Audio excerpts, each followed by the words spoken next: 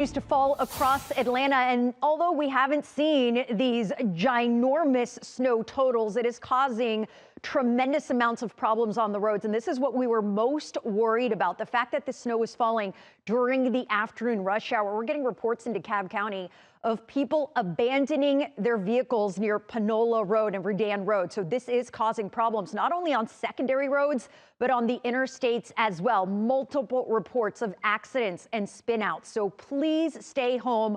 Although maybe we didn't see several inches of snow, we saw just enough that is making it very slippery on the roadways. Here's a look at first alert radar. And as you can see, the snow is receding to the south and east. So this will continue to happen. We did see the snow at some points through Douglas County, Cobb County, northern Fulton County, Alpharetta through Peachtree Corners.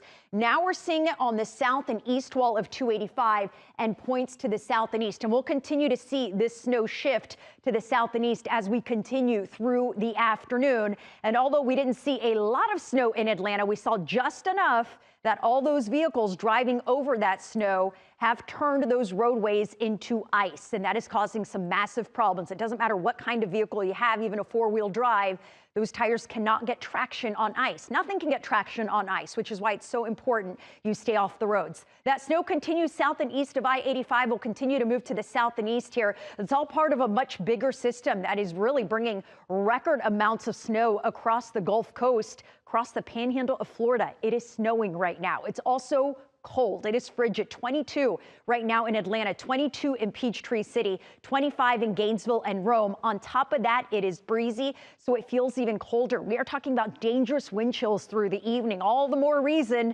to stay inside. Right now, it feels like 13 degrees in Atlanta. The winter storm warning has been expanded north to include areas along an I-85. The biggest reason for this, not because we're expecting several more inches of snow. It's because the roads are dangerous. And when you have dangerous roads because of winter weather, that is enough criteria to issue a winter storm warning. Good news is areas along and north of 85 are going to see improving conditions from here on out. But areas along and south of I-85 will continue to see that chance of snow showers through about 8 o'clock. So that snow continues through the early evening. It'll be downright cold, dangerously cold. 15 degrees will be the actual temperature, but it's going to feel like 7 degrees in Atlanta tomorrow morning, even colder in the suburbs. It's going to feel like 0 across much of the metro, only feeling like 30 in the afternoon. That is why we do have another cold weather advisory for tomorrow morning for dangerous wind chills. Tomorrow, we will see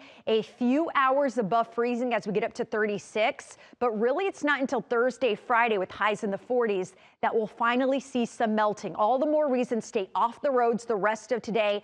Do not go on the roads tomorrow morning. Tomorrow morning, all of that snow is still going to be ice. We really won't see significant improvement until Thursday. And speaking of the roads and a mess, let's head over to First Alert meteorologist Rodney Harris. Rodney, look at that. Big problems. Yeah, so this is why MARTA bus service is suspended, Jen. This is 400 south as you meet I-85. This MARTA bus just ran into the median here and it's stuck. So you're delayed on 400 south right at I-85 in Atlanta. Again, that MARTA bus hitting the median. Remember, MARTA bus service is suspended. Another big problem that we are seeing is I-20 eastbound at Flat Shoals Road. This is basically impacting those of you in Atlanta as you take I-20 east into DeKalb County. Multiple stalls in this area, and you are at a standstill traffic-wise here. We'll keep you up to date on all of these major issues with more First Alert traffic to come.